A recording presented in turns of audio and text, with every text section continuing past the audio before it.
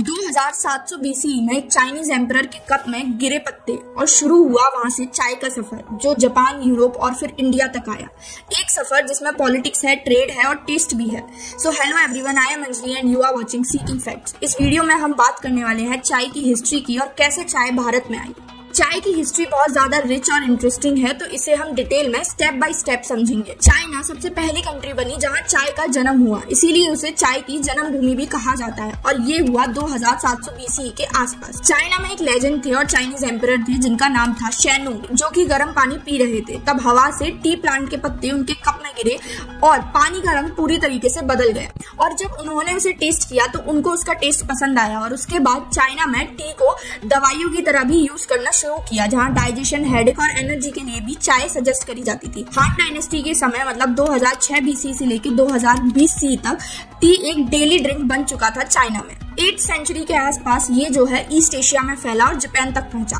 8th century में Buddhist monk China से Japan गए और टी सीड्स अपने साथ लेके गए। जापान में टी सिर्फ एक ड्रिंक नहीं था बल्कि एक स्पिरिचुअल प्रैक्टिस बन चुका था, जैसे कि जापानीज टी सेरेमनी।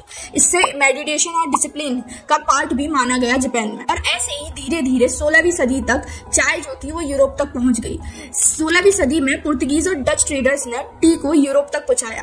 पहले पुर्तगाल की रॉयल फैमिलीज में टी पॉपुलर हुआ और फिर इंग्लैंड में एंट्री हुई। 17वीं सदी तक टी जो थी वो ब्रिटिश हाई सोसाइटी का एक स्टेटस सिंबल बन चुकी थी। 17 से 18वीं सदी तक ब्रिटेन का ऑब्सेशन बन चुकी थी चाय। इंग्लैंड में टी एक पूरी तरीके से क्रेज बन चुका था। इनिशियली बहुत महंगी मिलती थी, सिर्फ रॉयल्स ही अफोर्ड कर पाते थे, लेकिन धीरे धीरे ईस्ट इंडिया कंपनी ने चाइना से लार्ज स्केल पर चाय जो है वो इंपोर्ट करना शुरू किया।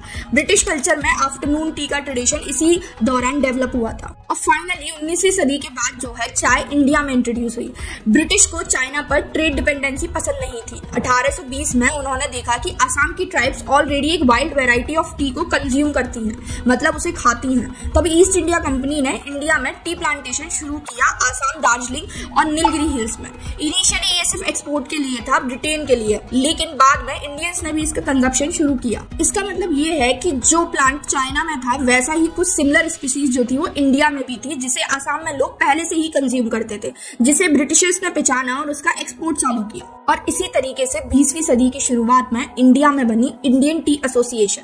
चाय के टेस्ट से इंट्रोड्यूस कराना यहाँ से स्टार्ट हुआ। ट्रेन स्टेशन और मिल्स में फ्री टी स्टॉल्स लगने लग गई। इंडिया ने फिर अपनी स्टाइल बनाई, जैसे कि दूध, शक्कर, मसाला डालकर। इससे एक अलग इंडियन मसाला चाय कल्चर का भी जन्म हुआ, जिसकी वजह से आज कंटेम्परेरी सिचुएशन ये है कि इंडिया दुनिया का सबसे बड़ा टी कंज्यूमर है।